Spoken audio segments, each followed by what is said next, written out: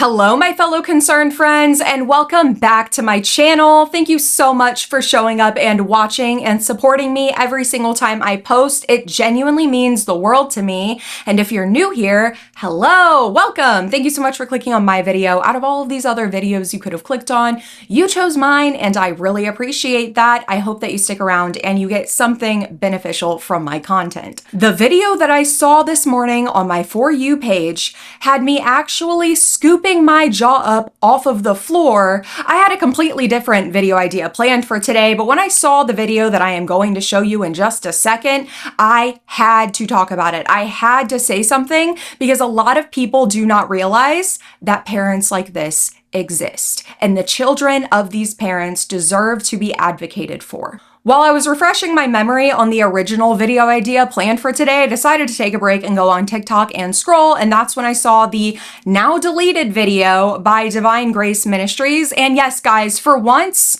in my YouTube career, I saved a video before it got deleted. But I do just want to warn you guys, before I play it, especially if you're a parent, be prepared to have your blood boiling, like actually above boiling, like evaporating at this point. And everyone in general, be prepared to scoop your jaw up off of the floor. Yes, parents like this exist, and it's not just this one. So I just got out of my meeting with CPS and the doctors, and basically they said that if he doesn't start chemotherapy, that he has a chance that he will definitely pass away. And I said it very loud and clear, I'm not starting chemotherapy, and so whatever that looks like, it's scary, of course. This is beyond tragic. I do just want to warn you. The age of this child is 4 years old. This 4-year-old has cancer, and these doctors just let this mother know that if they do not treat this child's cancer with chemo, this child... Because obviously my brain wants to give in, but there's no way. There is a way. You can say, yes, my brain wants to give in, but there's no way. Your brain wants to give in because your brain is logical enough to know what you are doing is not right. What your brain is telling you is, hey, mom, your child is in danger and there is a way to save them faster. You should do that. But you're not. I wonder why, guys.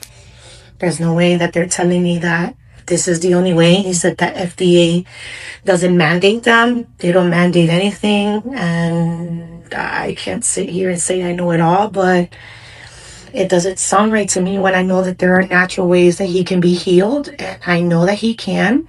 And now the ball is in CPS's hands. And so, I don't know.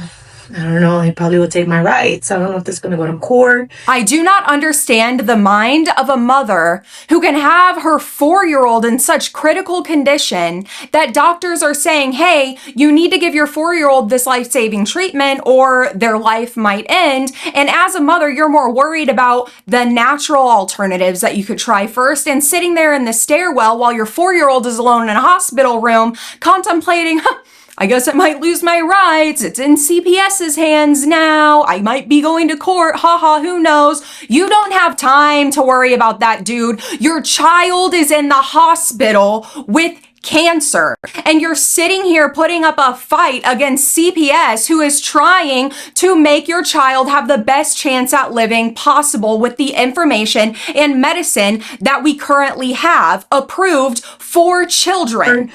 Whatever the case may be, but whatever it is, I know that I went down with a fight, and I know that I advocated for my child. But the quality of life of my child is not going to be what I want it to be for him. You know, they're telling me that his quality of life will be amazing, but that's not true. Her child's quality of life is not and will not be what she wants it to be. Even though the doctors are telling her actually the quality of life would improve, she has already decided that's not true. She has already made the decision that that's not true. Chemo won't improve her 4-year-old's quality of life. She has already made that decision. Instead of hearing it out, instead of hearing what the doctors have to say and the reasonings behind why they think this life-saving treatment would be life-saving, she's already determined in her heart, no, that's not true. Therefore, I am willing to lose parental rights to my child and or go to court than to trust my doctor with my child's life. I have faith that God will heal my son without chemotherapy, and I don't know what to do. I don't know how to advocate, and I'm just so afraid now. And there it is. And there it is. I have faith that God will heal my son without chemotherapy, but I'm still scared because you know that doesn't make sense. Because you know that that's not how this works. Because you know that simply having faith in an imaginary man in the sky is not going to cure cancer out of your 4-year-old when you have doctors right there who are telling you how they can help and how they can treat it and how they can even cure it to give your child a better quality of life. But no. And instead we're seeking out natural alternatives and just hoping for the best under God's will. Like, of course you are scared and this is stressing you out because you know internally that this is wrong and this doesn't make sense. It has a name. It's called cognitive dissonance. Cognitive dissonance is a term for the state of discomfort felt when two or more modes of thought contradict each other. The clashing cognitions may include ideas, beliefs, or the knowledge that one has believed in a certain way. That is what is happening here. This mother knows in her heart that trusting the doctors will probably give her child the best outcome. And she knows in her heart at the end of the day, all that matters is that her child is healthy and comfortable and happy. But because of those Christian beliefs and possibly also some crunchy mom beliefs, because that's not uncommon within Christianity, that a lot of Christians push for natural medicine first and man-made medicine, pharmaceuticals, big pharma comes very last. That is an absolute last resort option. What is going on is you know that you're wrong. You know that you can trust the doctors, but because of your beliefs, maybe a fear of God or a fear of medicine, now you're trying to convince yourself, you're trying to gaslight yourself that how you're feeling, those true right feelings are wrong and you should just stick to your guns and not trust doctors. Only trust God and plants. Because I know that if they mandate me to start chemo, then I don't know. It's crazy out here. But nonetheless, I trust God above all. And all I can do is pray that they'll give me the chance to fight for my son the right way. She is actually stressing out about the idea that the courts might mandate her child to undergo chemotherapy to save his life. That's what she is stressed out about. She's not stressed out about the fact that the doctors just told her she might not have much longer with her child. She's stressed out that she's not going to be the one making the deciding factor on how her child lives because she has proven to the medical staff that she is not making good choices from a good place. There is a reason CPS stepped in. As a mom, it is so wildly important that you are involved in your child's medical care. It is so important that you talk to your child's doctor about what is going on with your child. It is important that you ask questions, even if you feel like that it's too many questions, or if you feel like your doctor is getting annoyed. As the parent, it is your job to be as educated and in the know about what is happening with your child, whether it be mentally or physically, so that you can properly advocate for them and care for them. For instance, let's say a child is having some behavioral issues, so the parent takes them to the pediatrician to talk about these behavioral issues. And the pediatrician determines, hey, your child might have ADHD. Here's some treatment options. I think we should start with medication. As a parent, I think that it's totally appropriate and acceptable to say, I think that there's some other things that we could try first, right? Like I've heard of therapies, or I've even heard of like sensory therapies and other kind of therapies that could possibly help a child before you start taking medication, to give those child those tools to start. Is that something that we could do instead of jumping to medication? That is a totally appropriate time to be able to have those conversations and go back and forth on different options. Times like that, where it is not a medical crisis emergency, where you may only have a short amount of time left with your child. Like, this is not the time and place to be like, I'm willing to go to court to fight for my rights to not treat my child, or treat my child in a way that I am specifically asking for, even though I have no medical background at all. Although she deleted that video, she did come back and make another video essentially clarifying some things and letting people know that she's not against treating her son. She would just rather have something that's not toxic and natural. So, long and behold, DCF did indeed mandate me to start chemotherapy on my son. Good. I am glad that there were adults who saw this child in need of life-saving care and said, look, Mom, I'm sure you love your kid, but you're not seeing things clearly right now, so we're gonna take over and save your child's life, and maybe hopefully you can get some mental clarity in the meantime. The reason why is because they had a medical professional say that there was no way at all, which is a lie. I love my doctor, and I know that they only know the standard of care, right? According to the oncology group for children, they say that this is the standard of care. However, he's only 4 years old, and he's already highly toxic in his body. So basically, he's only had one dose of incretin when he started having hearing loss and jaw pain. It was like instantly, like within probably like a day of having it. And then the dexamethasone is, this kid has been eating a house, literally. Like, he eats peanut butter and jelly, rice, he could have goldfish, a Pediasure, he'll drink water, and then he'll snack a little bit more on some other little things, and then an hour later he's hungry again, which has made him gain about 1 pound and 5 ounces within a week and 3 days that he's been here, which it's really stressful on the body on a 4-year-old who went from being on a failure to thrive chart, like falling off the growth charts, to then just gaining all this rapid weight. That puts a strain on the heart, on the organs, and all these things. And so, I've been researching every morning. At 3 o'clock, I get up, I pray, I go deep into research, I go into the hallways, I talk to the nurses, I get a better understanding, I do my research. I'm not denying cancer treatment on my son because, I think I know it all, and, I just want to do organic. No, there is something called HHT. Oh my God. She does not think that she knows more than the doctors, okay? Let's make that very clear. Although, as we saw in the last video, she is already set in stone in her heart that the doctors are wrong. The doctors are withholding information because they just want her son to get chemo.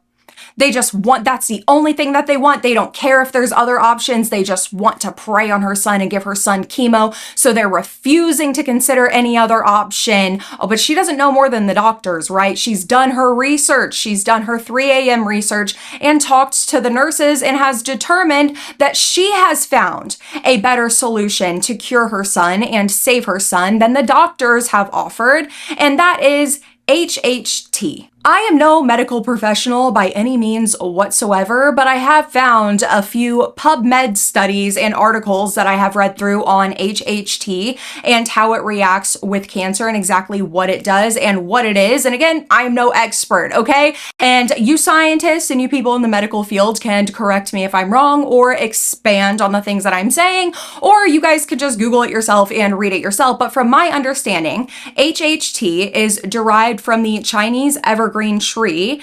And from my understanding, what it does is it essentially goes into like the seed of the cancer, so like the very center, like the thing that makes the cancer spread and grow, and it basically like destroys it. So it does a really good job at preventing cancers from coming back in the future and kind of like, like nipping it right in the bud, like getting it at the root so that hopefully it does not continue to be a problem or turn into an even bigger problem, even if it is temporarily fixed. HHT is FDA approved here in the United States to treat certain kinds of cancers for adults only at this point. It is not FDA approved for children, and that is simply because we still do not know the long-term side effects, or I guess like all of the side effects. Again, I'm not a medical professional. They're still studying it. Point blank period. They're still studying it to make sure that it's effective and safe long-term. And we don't even know all of that information yet in adults, let alone children. Not to mention that HHT has been used to treat cancer in adults for around 40 years, and it's just recently been started to be studied in children and seeing the effects of children. And I will say this, in some of those PubMed articles that I read, specifically in regards to pediatric patients,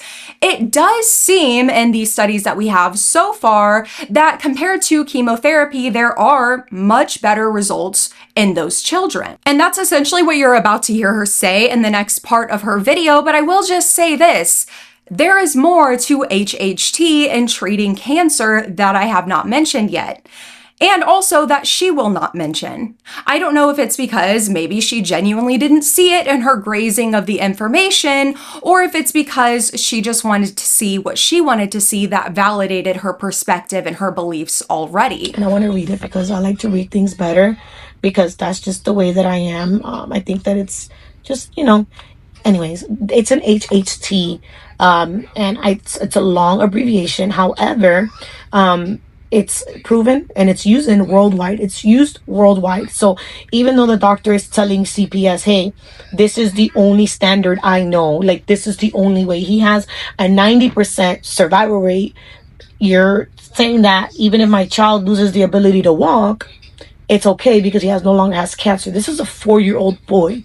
This is a 4-year-old who has a life ahead of him, a wife waiting for him, children waiting for him, high school, college, a degree, a career. So for you to say that it has a 90% chance of survival and it's the only way, no, it's not. I completely forgot that she does not just go straight into reading her version of HHT and how it will help her son, and that she instead just goes straight into being mad at the doctors for telling her, hey, if we start chemo on your son, he has a 90% chance of living. He might not be able to walk anymore, but he still has a 90% chance of living. I forgot that made her mad. I forgot that made her mad because the doctor is like, that's our standard of care. That's like the only option we can really give you right now. And she's saying, well, no, it's not. No, it's not. That's not good enough for me. That's not good enough for me because my son has his whole life ahead of him. No, he won't. Not if you keep denying life-saving care to try to find a solution that you like more. He will not have his whole life ahead of him to get married, to graduate high school. If those are even things that he would want to do, again, it feels like very selfish parenting. Me. I want my child's life to look the way I want it to look. And it's like, yeah, like you can be selfish in the way that you want your child to receive the best care possible, sure. But when you are putting your child's life in danger in pursuit of what you think is best, then you are not doing what is best for your child. So in China, it's called hemoharictonine, also known as Chinese gold. This is a recognized medical agent with a proven track record of clearing marrow and achieving high remission rates with significantly less toxicity to a child's nervous system. And then I want to also integrate some biological triggers like mistletoe, artesunate, and curcumin, which these are less natural. And these are used in elite clinics worldwide to activate the immune system and trigger cancer cells without the devastating side effects of bone death and brain toxicity. So these are different standards that are used around the world. That sounds really good. And that's also pretty consistent with, like I told you guys, what I was seeing in different PubMed articles. However, the thing that she is not saying, and again, maybe she just didn't realize, maybe she just didn't notice, maybe she was reading a different article, maybe she was reading an AI overview, I don't know. But what I noticed, and again, I'm not a medical professional, I could be taking this the complete wrong way, but I Googled a lot of the words that I was reading, so I'm pretty sure I have a decent grasp on my understanding of this. HHT is like basically never used by itself to treat cancer. It is almost always accompanied with another treatment like chemotherapy.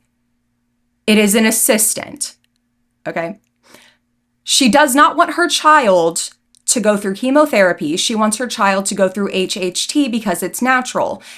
And I guess she does not even realize that even if the hospital is able to provide that child with HHT care, that child still has to go through chemotherapy regardless. So they want to, stay to the standard of care that the FDA basically approved. But the only reason why the China gold is not basically in America is because it costs so money to put our children through it and to put them through, I guess, a trial, right? So it's unethical. But it's ethical enough for you to offer our children with these toxic substances that just kill cancer in a bad way. So like I said in my other videos, yeah, we kill the cancer, but at the end of the day, you're destroying all good cells. Once again, I am not a medical professional. I am simply somebody who has the same access to these articles as this mother does. And from my humble understanding, from what I gathered, the reason HHT is not used as standard care here in the United States, specifically for children, is not because of money and it's too expensive to bring it over here. That's not the case. Maybe it is a little bit. It's because there has not been enough long-term studies specifically on children here in the United States. From my understanding and the brief research that I did, apparently the FDA, even if the medication, like in every other country, it's like a 100% success rate, this will do it. They want to be able to test that here in the United States under their own like control so that they can make sure that there was no like outside factors, or I guess just essentially making sure that it's authentic and it actually does work. And I don't think that that's necessarily a bad thing. Also, it has been used on children here in the United States, even outside of clinical trials. It has, even outside of research. However, it's very rare that a child will be able to go under HHT treatment because from, again, my understanding, again, I'm not a medical professional, okay? I'm not a professional study reader as well. But from my understanding is that some children will receive this treatment and this care if they have like continuous reoccurring cancer. And then after like, multiple cases where it's like, okay, nothing else is working, like it's a last resort. It is a last ditch effort to put a child through HHT because we don't know the long-term side effects. So if chemotherapy will cure your child, if it will help your child and put your child into remission and help your child have a long, successful life, a 90% chance, that's awesome. There is no need for the risk of trying HHT if HHT will work now, but might cause really bad long-term problems later on in life, even if it's like an elderly age. That's the whole point, is like, we just don't know. That doesn't mean that the doctors aren't trying to help your child. That doesn't mean that the doctors are denying your child even possibly better care. That's just the doctors trying to keep your child as safe as they can with the medical information that they have. And I've even asked them for the Blino backpack. This Blino backpack, basically, he has a CD22 marker and has a specific lock on it. So instead of using a bomb like the vincristine and all these toxic chemicals that they're putting, the backpack, yeah, it has some nervous system reactions, but you can deal with them with some Keppra if he has a seizure and other things that will basically subside those side effects. And that backpack, what it does, it literally trains the good cells to identify the bad cells, the cancerous ones, and basically destroy them. No, we can't do that neither. So they're basically saying that the induction phase, it's basically the vincristine, the dexamethasone, the intertetral, which is the IV, and there was one more, and the Kelpeg.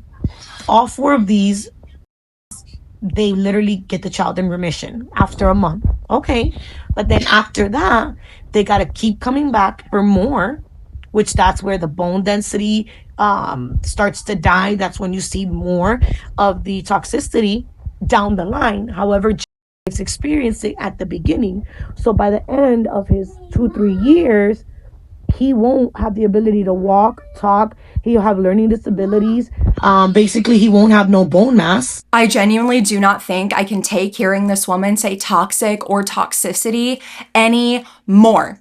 She is so worried about how toxic this medicine is that's going to go into her child and blah, blah, blah, instead of being worried about the fact that this toxic medicine may be her child's only chance at living, regardless of what possible side effects might happen. And by the way, you don't even know for sure if all or even one of those side effects are going to happen for sure. You have just already said to yourself and determined to yourself that that is absolutely what is going to happen, and you don't want that to happen. Hey, I wouldn't want that to happen to my child either. And if I knew for absolute certain that that was what's going to happen to my child, and there was something else that might work better that wouldn't do that to my child, sure, I would be having those honest conversations too. But once I was presented with the evidence and information that that just is not possible because we do not know the risks, then I too would be like, dang, that really sucks that that is a possibility. But what is most important is my child has a chance to live their life. Because at that point, the risk is lower than the reward. And that is how we should be living our life. By the way, we are surrounded by toxins every single day. There are toxins in literally everything. We spend our entire life weighing risk and reward. How many foods are technically toxic or contain bacteria that can make us really sick if you eat raw steak? I eat blue steak. Anybody else with me? Raw shellfish, like things like that. There's toxins in everything. The clothes that we wear, the makeup that we put on, the jewelry that we wear, even the air we breathe, medications that you take whenever you have a headache. It's all about weighing risk and reward. And right now you have your risk and reward way twisted when we're talking about the life of your child. This isn't even you in that bed, dude. If this was you in that bed, yeah, whatever, okay? Do what you gotta do. Advocate for what you wanna advocate for. Try the medications you wanna try, whatever. But we're talking about a child who cannot advocate for themselves, who does not even fully understand or grasp the conversations that are being had around him, and is fully trusting you to have his best interest in mind. And your best interest is guided by fear of medicine and an invisible man in the sky telling you that you should just have faith and trust him to take care of it. That's horrifying. No wonder the state stepped in. I know you're hungry. Give me 1 second, okay? You just ate. Give me 5 minutes, okay? Perfect example. He looks like a blowfish right now. His lips, his face, everything is so swollen. And they don't want to listen to me. I'm not saying no steroids. I'm saying, hey, let's do a natural compound that is used in other studies. But no. Yes, that is her sick child in the background trying to get her attention. To which she says, I will be with you in 5 minutes so that I can tell my followers on TikTok all the reasons I am against you getting life-saving care. And then goes on to tell us about how horrible her child looks and how he's so swollen and blah, blah, blah. And I'm not against steroids, but I'd like to try the natural stuff first. Dude, your child is in pain. Your child is probably really freaking scared. So I basically asked CPS today, you're making me sign these papers. If we continue to give them these toxic substances and something happens to my child, can I then sue the hospital? Can I then come after you guys because you're making me sign something? And obviously, I am going to sign the safety plan and agree because I'm not going to lose custody of my son while he's going through the biggest fight of his life. No mother would want that. I don't care, how crazy I am. I'm not that crazy because I want to be bedside with him, No real mother would be so medically negligent of her child's life-saving treatment plan that CPS has to take over and mandate that that child receives that life-saving care. Real mothers would never even be in that position in the first place. But yeah, you're a real good mom. You're a real mom because you signed those papers with the fine. I guess I'll agree to life-saving medical care for my child if that means I can stay by their bedside. And so now the doctors feel like they have this leverage and no, I'm going to invoke my rights. So in the state of Florida, at the beginning of this year, they passed a bill and it's the HB 47, which is the one that I'm going to invoke. And basically this bill, and I like to read because that's like my thing, right? And I like to give facts because I don't want them to say no, right? So the Bill of Rights and the HB 47, they legally protect my right to seek a second opinion and a less toxic path. And so basically I requested a safety plan, and I requested a medical staffing meeting, which basically gives me a 48-hour hold on everything, right? They denied it. Why? Because the medical team literally told CPS if he doesn't have chemotherapy, he's gonna pass away. And so there's an imminent danger to my child because they said this even though he's in a hospital setting. And that's not enough for you to agree? That's not enough for you to agree? If a doctor told me, if my child had cancer, and a doctor told me, hey, if we don't do this, your child is not gonna be here anymore, I would believe them. I would believe the doctor and do anything that I could to save my child's life, but you're going to invoke your rights, the House bill, which tells you that you have a right to demand non-toxic care for your 4-year-old. I'm sorry, dude. Your child has cancer. There is not a non-toxic plan, point blank, period, end of story. Even HHT on its own, even if it was used all by itself, is still toxic. It still has toxic properties to it. Her child's already going through enough stress and trauma, let alone hearing his mother talking about possibly losing her rights over him. Hearing his mother talk about how not smart his doctors are and how much she knows better than him, I wonder how he's feeling. I wonder if he's wondering, man, do these doctors not really know what they're talking about? Is mom right or are they right? What's going to happen to me? All because you want to be right at the expense of your child, who is critical. But I'm going to go to court tomorrow, and I'm filing an emergency motion to basically stop what they're doing so that I can find a doctor who is willing to allow me to do this Chinese gold treatment on my son, that it is recognized in the National Institute of Science, which is what they use and recognize as a go-to tool for research. So that's where we are, and that's all I got. I don't know what else, I'm going to do, but I do know that I have a fight, and I'm not going to stop until my son gets the healing that he deserves, because he deserves healing just like everybody else. And it's not fair that, his quality of life is going to be barely any because they're just focused on the 90% survival rate of, for children. But my child is telling you like, hey, I don't like this. So I requested some genetic testing to see if his body has become toxic, like if it's become like, instead of a good soil, bad soil. When you put a plant on bad soil, those plants, they don't survive. So basically those are the tests that I requested, and I've documented on all his chart that I am not giving voluntary permission, that I've been put under pressure and legal duress to basically make him have chemo, because I am looking to fight this with every fiber of my being, because there is a cure for cancer, and this is not it. The standard of care is not the only care. And that's where the doctor messed up. When he said, this is the only way, you made a medical opinion versus a medical fact on record, and I'm going to use that for my power. I love my doctor. He's such a good doctor, and I know he's afraid that if I don't give chemo, something can happen.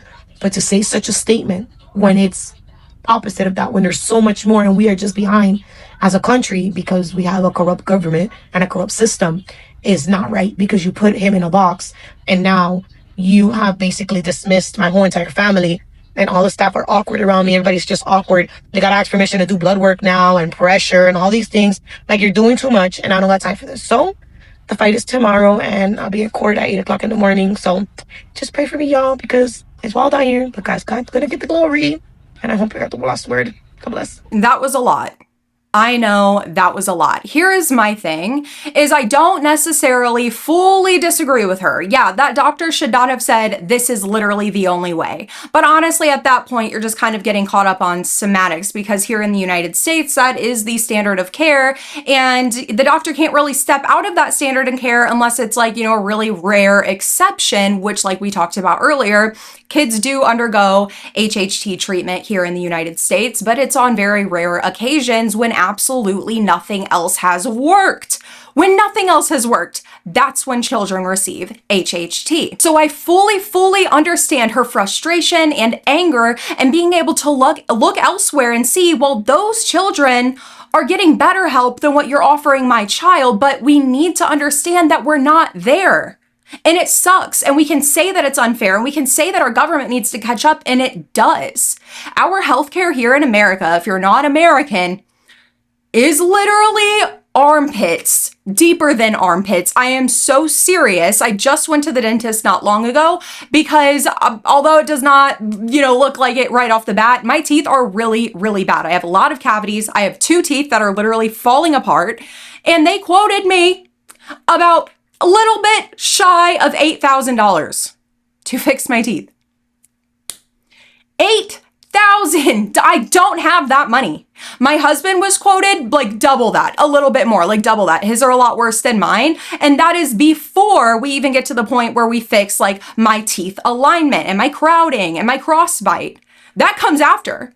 Healthcare in America is an absolute joke, and we absolutely need to catch up, but you cannot tell doctors that they should do something that they literally legally cannot do. And also, if you are so passionate about HHT, and you're so educated on it because you have done so much research to the point that you want a second opinion and you want to go out of your way to specifically find a doctor that does HHT for children, then wouldn't you know that also comes with chemotherapy the majority of the time? So why not, because you're so well educated, why not with the doctor who you're saying, oh, I love him, he's a great doctor, but why not just bring that up with him and say, well, is this something that we can implement in his treatment if we see later down the line that the chemo isn't really working or possibly it's making things worse? Is HHT something we could possibly bring in off-label? That is how doctors are able to use it for children. They use it off-label. That's the word. Do I really understand like the deep implications of that? No, I don't. But like, I don't know. I guess it's like a gray area in medicine. I don't know. But they use it off label. Why is that not a conversation that you're having? Why? Instead, you're making plans to leave your child in the hospital to go fight in court when we can be having these conversations. Oh, but like your doctor wants your child to live. You want your child to live too, right? But you're being so controlling about how your child lives because you're so worried about toxins when your child has cancer. The toxin should be the least of your worries. Why are you not having this conversation with your doctor about can we possibly now, maybe later on, implement HHT as well? Did you know that there is actually a term for situations like this? It is called faith-based medical negligence. And wouldn't you know it, PubMed also has an article on that as well, which you guys should read. Essentially what it talks about is how a lot of religious families will use their religion to deny their child life-saving medical care. Like in an instance like this, like we don't really know like what her faith is and stuff, but she keeps saying that she has faith in God. God is going to heal them. We're not doing anything toxic, everything natural, everything that comes from God, right? And also we can look at people like the Jehovah's Witnesses. Maybe you did not know this, but Jehovah's Witnesses, like if their child needs a blood transfusion, they will say no.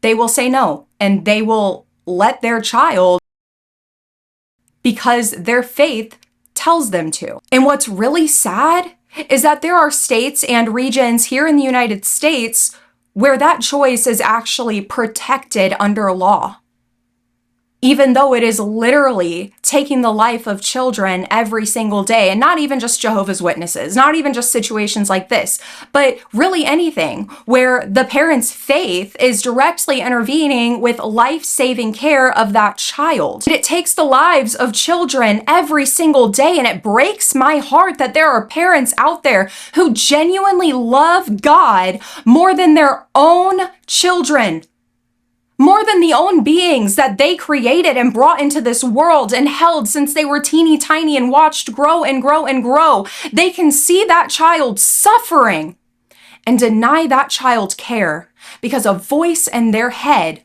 told them to. A voice in their head told them that doctor who went to school for so long and studied this specific thing and spends his whole career saving children's lives, that doctor is wrong. You need to trust me. And there are certain areas in the United States where that line of thinking is legally protected, and that is terrifying. Laws need to change to make it where if a child needs life-saving medical care, period, end of story, that child has a right to life-saving medical care. No child's rights to life should be taken away simply because of their parents' religion. And to wrap all of this up, I will just say this as well. What I find extremely interesting with families like this, with this woman that we see, with Jehovah's Witnesses, with any other religious group that denies life-saving care to their children to the point that those children lose their lives, it's funny to me because those are oftentimes the same people who stand outside of abortion clinics and call those women evil.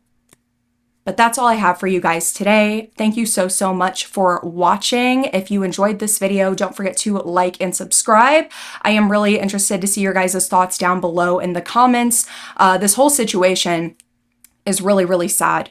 And I hope that this child gets the care that he needs and that he is able to live a long, successful, and happy life. And I hope that this mother gets a wake-up call.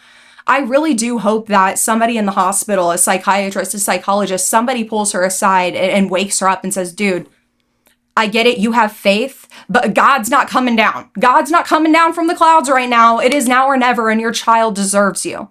Your child needs you. You need to step up for your child and put your child's best interest first. I really hope that that is what happens. If only that mother genuinely had the best interest of her child first and not herself and her faith. But that's all I have for you guys today. Thank you so much for watching, and I will see you guys on the next one.